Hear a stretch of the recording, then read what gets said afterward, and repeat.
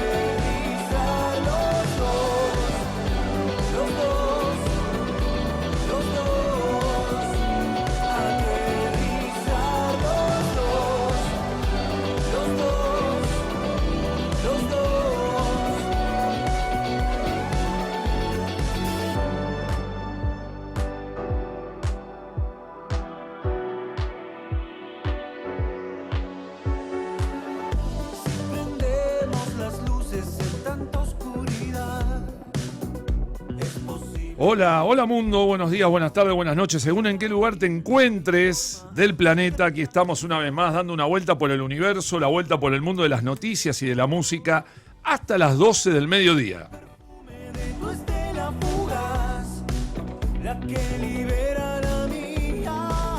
Les recordamos que nos pueden ver y escuchar a través de www.vorterixmdq.com.ar, que hay una app que es Vorterix MDQ.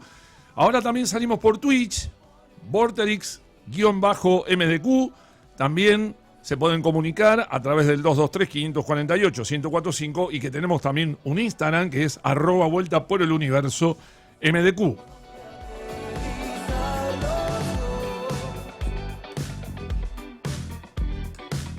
En la operación técnica puesta en el aire está Ezequiel el Facha Martel. ¿Cómo le va, Facha? Buen día. ¿Qué tal? Muy buen día, Marce. ¿Cómo estás vos? Y yo recuperándome después, ¿no? De semejante caída, ¿no? ¿Qué pasó? ¿Qué pasó? Contame. Pero ¿no te acordás que el domingo pasado fue la final del Mundial? Ah, y sí, es una herida que va a tardar en cerrar. Sí. Dios. ¿Vos de qué lado estás vos de la vereda? ¿Del lado de la conspiración o de la vereda de enfrente? Yo estoy del lado de la escaloneta. Elijo quedarme, ¿sabés con qué? ¿Con qué? Con las declaraciones de los últimos días, la gente yendo a sus pueblos, a saludar a la gente, a acercarse, a traer un mensaje positivo, dejar las tonteras de lado, porque me parece que esa unión que generaron no tiene valor. Bueno, yo realmente orgullosísimo de toda esta etapa, el agradecimiento de por vida para este equipo que ha escrito las mejores páginas de la historia del fútbol argentino y mundial, así como en Qatar decíamos elijo creer, yo perdóname, pero elijo dudar. Yo dudo, realmente dudo. No es el equipo que vi en todo el mundial. A mí la verdad que algo me hizo ruido. Algo pasó, pero bueno, viste, no puedo entender cómo nunca pateamos al arco, no pasábamos la mitad de cancha. ¿Qué querés que te diga? No me quiero imaginar ese lunes de Poké de Hace, y aparte me hizo ruido, viste, ver al rey de España, Pedro Sánchez, ahora muy de amigote con Trump, ¿no? Al lado de Infantino. Que se lo queden ellos. Bueno, con toda esa casta, ¿no? La casta de la mafia futbolística mundial. Porque, obviamente, ¿no? Cualquier cosa puede pasar. desde que anulen una tarjeta roja, ¿no? Que pueda jugar en el próximo partido, que vendan una sede del Mundial que no iba a ser en el 2022. Tantas cosas pueden pasar. ¿Por qué no? Después de lo que dijo Diego, ¿no? En el año 90, ¿no? Cuando Dolondona le dijo hasta acá llegamos, dijo, no, Julio, yo voy a trabajar con la cabeza. A mí no me pida que vaya para atrás. Bueno, Llamamos, buen día, pero Marce. pará, primero te voy a saludar, lo voy a saludar a Diego, voy a saludar también a Grey, voy a saludar también a Adri, de Ojo con Esto, que también nos vino a visitar, a saludar. Ya vamos a estar hablando con Adrián también. Hola Meli, hola Diego, buen día a todos. Buen día, Marce. Ya vamos a tener el bloque del otro mundial. Sigue el bloque del otro mundial en Vuelta por el Universo para analizar todo lo que fue la final, lo que fue las teorías conspirativas, lo que ha sido la campaña anti-Argentina en el mundial y post-mundial, y también la unión entre los argentinos, que en algunos aspectos, lamentablemente no en todos los que quisiéramos, ha generado esta campaña anti-Argentina. Pero de esto tenemos tiempo para hablar después, porque ya nos está esperando el entrevistado, así que sin más preámbulos y con la música de siempre, presentamos los títulos de tapa de la semana.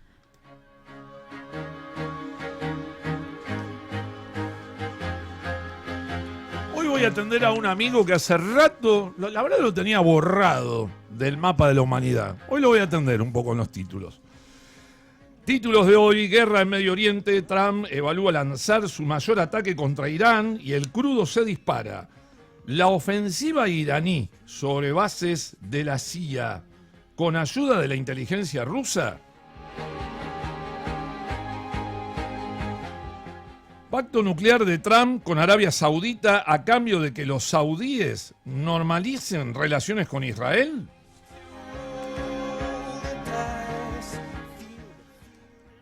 ¿Cae el apoyo al conflicto entre los partidarios de Donald Trump?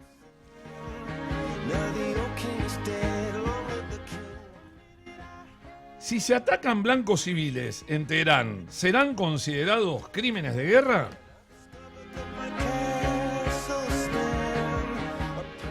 Mandani pedirá el arresto internacional de Netanyahu si este aterriza en Nueva York.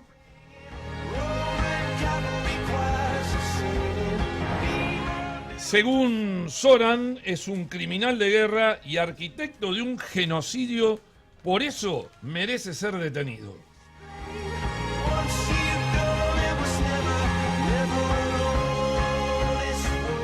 Los hutíes, aliados de Irán, abren otro frente de guerra con un bloqueo en el Mar Rojo.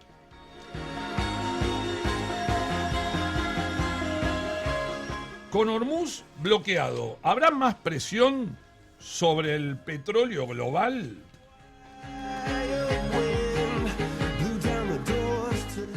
¿Una milicia de Yemen apoyada por la teocracia iraní? Estados Unidos oculta datos sobre sus militares heridos y muertos en Medio Oriente. Estados Unidos vuelve la guerra arancelaria. Estados Unidos castiga con el 50% a Canadá. ¿Para qué hicieron la farsa, ¿no? Del Mundial juntos, ¿no? Y terminaron en la ceremonia final al lado. Y anuncia que sancionará a otros 60 países. ¿Cómo la ninguneó a Seumann, no? Qué machirulo, ¿no? Qué misógino. ¿Cuáles son los aranceles a partir de ayer? ¿Quiénes serán los más perjudicados? Argentina en la lista. ¿Qué porcentaje le aplicarán de gravamen? Che, una pregunta para hacerle a Mauricio Zabalza, ¿no? ¿Preocupa a los estadounidenses la aparición de un parásito que contamina la lechuga? ¿Hay brote de cicloporiasis? ¿Qué síntomas provoca ese parásito?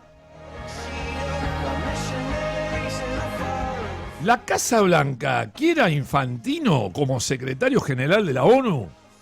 Y después me dicen que no hubo cosas raras.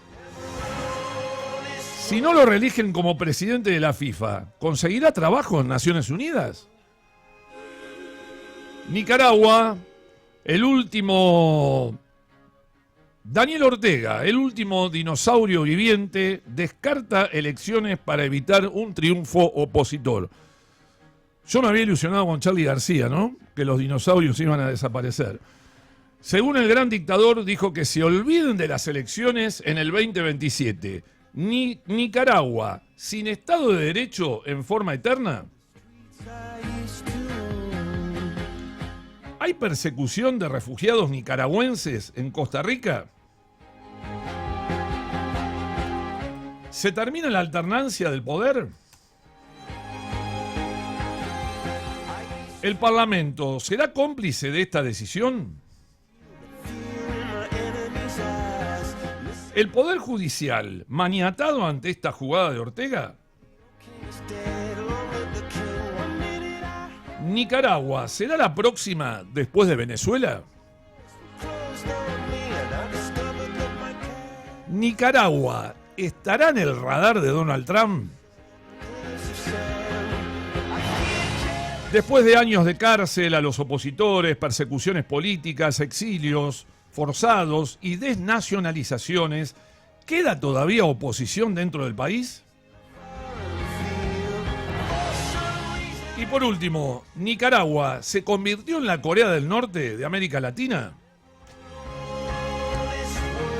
Lo dejo para después, nada más, para vincularlo con lo que hablabas de Trump y de Nicaragua. Donald Trump afirmó que Venezuela no está preparada para celebrar elecciones. Así que hay falta de elecciones en Nicaragua, pero también Estados Unidos dice, en Venezuela tampoco, no se puede tener elecciones. Pero ya tenemos... Encima lo decido yo. Encima lo decide él. Ya tenemos el primer entrevistado del día. Viste, Adri, mejor te conviene venir a sub y bajo, porque hace más relajado. Bueno, vamos a recibir, con el gusto de siempre, del otro lado de la línea, del otro lado de la pantalla, a Said Chaya, profesor y licenciado en Ciencia Política y doctor en Relaciones Internacionales. ¿Cómo te va, Said? Buenos días. Marcelo te saluda. ¿Cómo estás? ¿Qué tal? ¿Cómo están? Buenos días. Muy bien acá amaneciendo un poco. Bueno, antes de empezar con el gran bolonqui mundial, para empezar un poquito más relajados, me contó un pajarito que te encontraste con una de las compañeras acá del programa, con la co-conductora del programa, ¿no? La única compañera. La única. El cupo femenino. Ahí estuvimos en un congreso muy interesante en una universidad privada acá en Buenos Aires. Congreso de la Asociación Latinoamericana de Ciencia Política. Y acá con la colega hablamos sobre política exterior de Arabia Saudita. Bien, de Arabia Saudita. Bueno, ¿y qué temas más o menos? Bueno, podés participar vos también, porque vos también estuviste, lo podés saludar a él. Hola, Said, buen día. ¿Cómo anda, Melissa? Todo bien. ¿Qué temas trataron los politólogos en ese congreso? La verdad es que es un congreso al que asistieron más de 2.000 colegas de toda Latinoamérica, muchísimos de Argentina, por supuesto.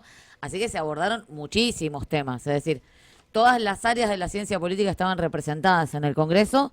En el panel que nosotros participamos, que en realidad coordinó Said y del cual participé, abordamos cuestiones de Medio Oriente y del norte de África. Pero hubo paneles de instituciones, paneles de partidos políticos, de la inteligencia artificial en la política también, de gobiernos subnacionales, de todo lo que se les ocurra, para que se imaginen, vinculados a la ciencia política. Muchísima actividad, un congreso que duró 4 días, así que nada, celebramos esos espacios de intercambio. Buenísimo. En momentos tan oscuros que alguien pueda echar un manto de luz, ¿no? Te diría el tema más convocante, si revisás el programa, hubo 450 mesas, más o menos, 500 mesas. Un tema muy importante, más que para las relaciones internacionales, para la ciencia política, me parece que fue todos los colegas de América Latina mirando el ascenso de las nuevas derechas, ¿no? Creo que eso fue un tema que convocó muchas mesas. No me voy a poner a hablar de eso porque no es mi especialidad, Claro. pero me parece que es uno de los temas que está más trendy en toda la región.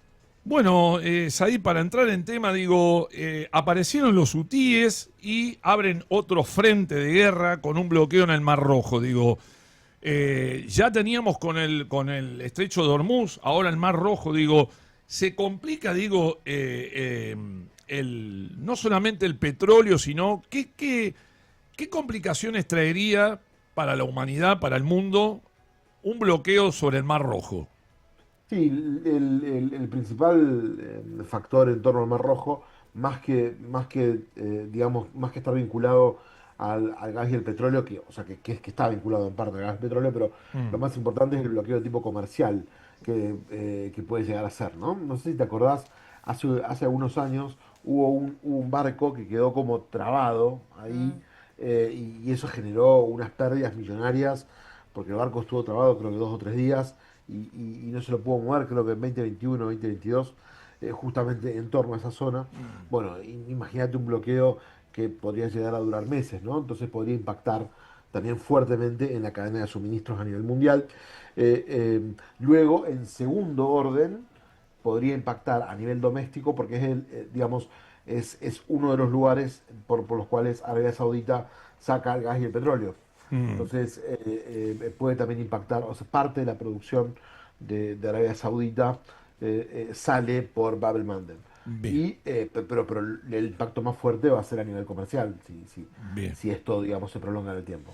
Bueno, dos preguntas en uno y ya después le doy a Diego y le doy también a Meli.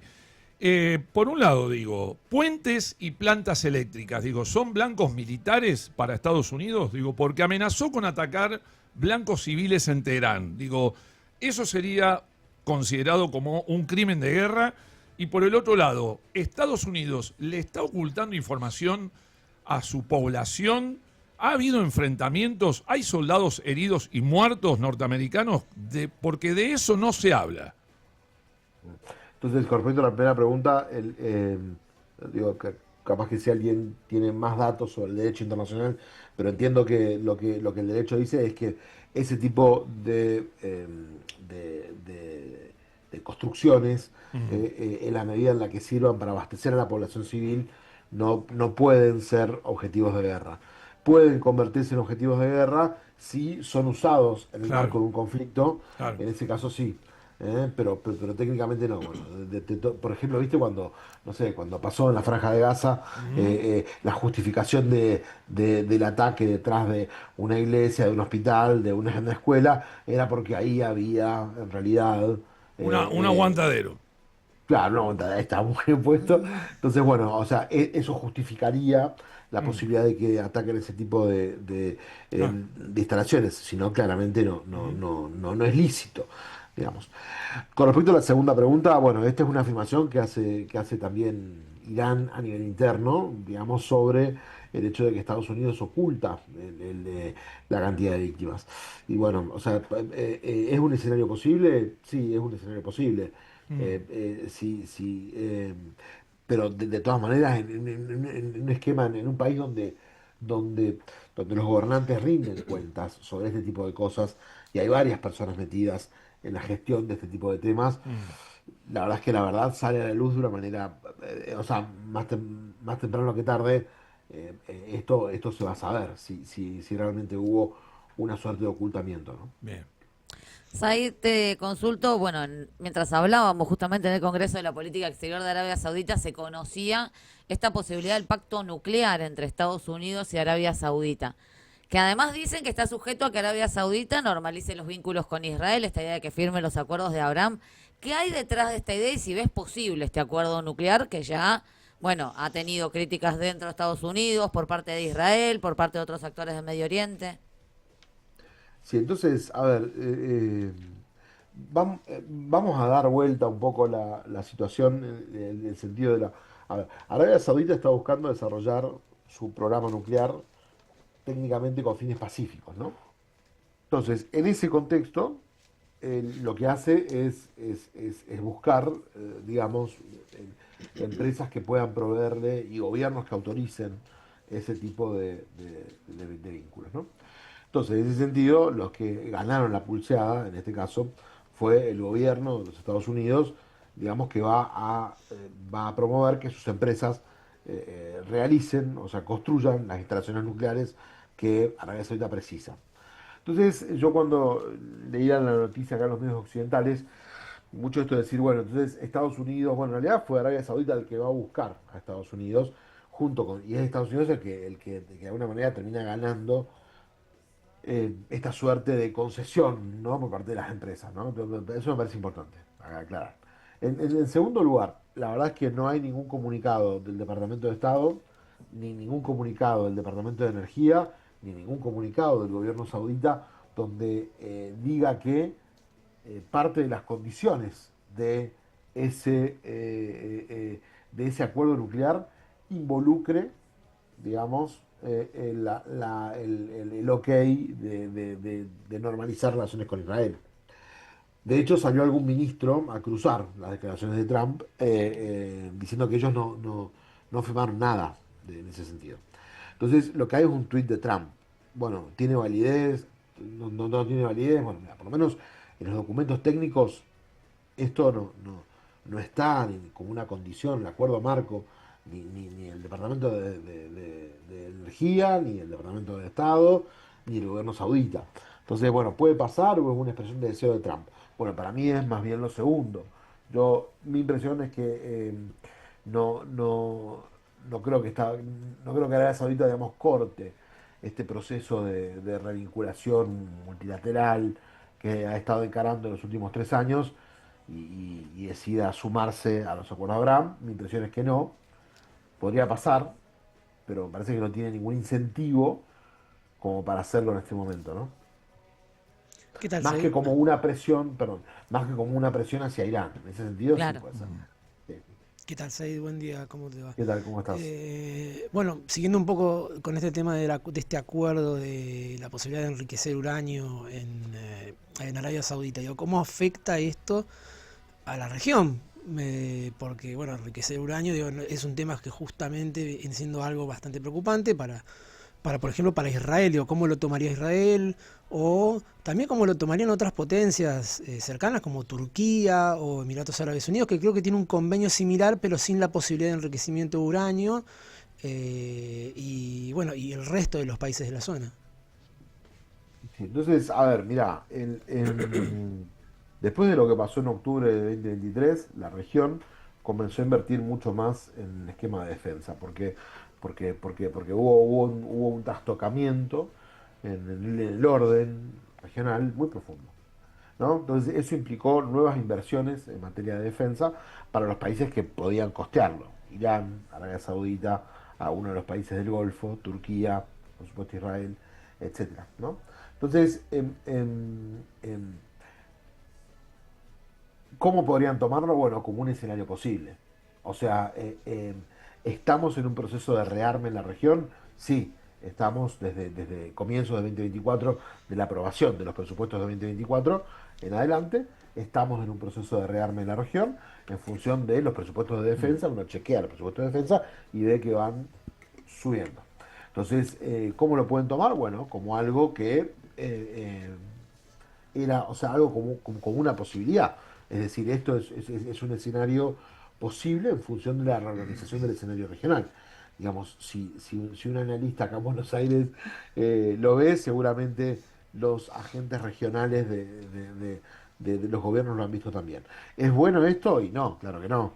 No solamente porque el presupuesto le quita lugar a otros espacios, digamos, que podrían beneficiar mucho más a la población, sino porque la carrera armamentista va a seguir hasta que logre alguna forma de equilibrio, y en ese sentido hay muchos países que van a quedar mucho más vulnerables de lo que estaban antes del conflicto. Entonces, ¿es una buena noticia para la región? Y la verdad que no.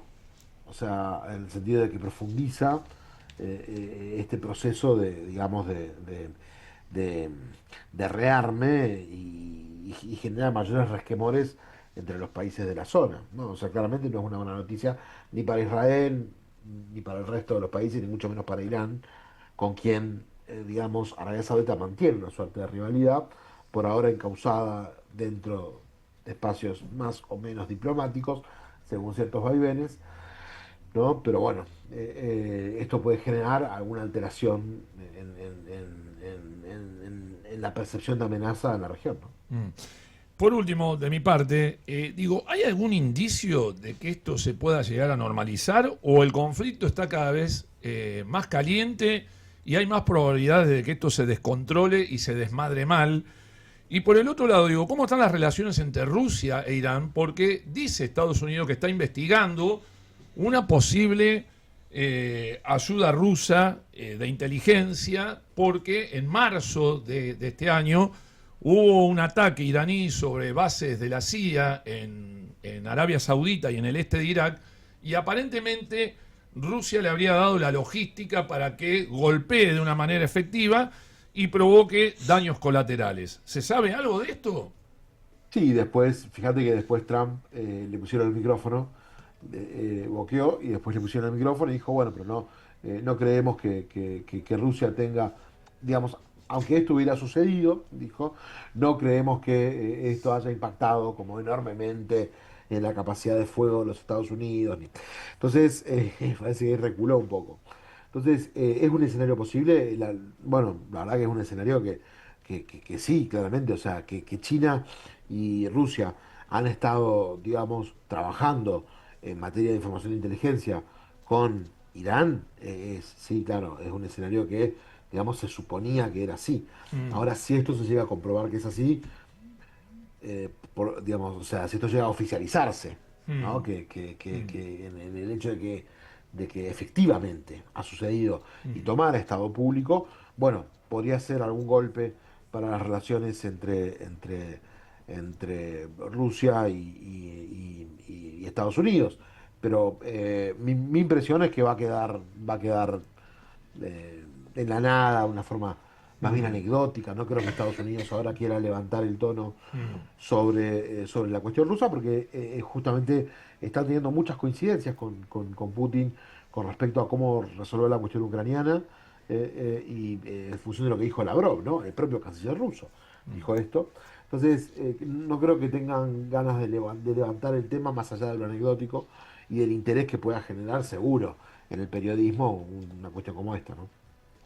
La última, digo. Sí, sí, tengo una última. Yo quería saber un poco cómo se estaba implementando y cómo ves este acuerdo que firmaron entre Israel y el Líbano, que se está implementando como por zonas, en donde el ejército libanés intenta desarmar a Hezbollah. Digo, ¿eso tiene alguna posibilidad de éxito o más o menos?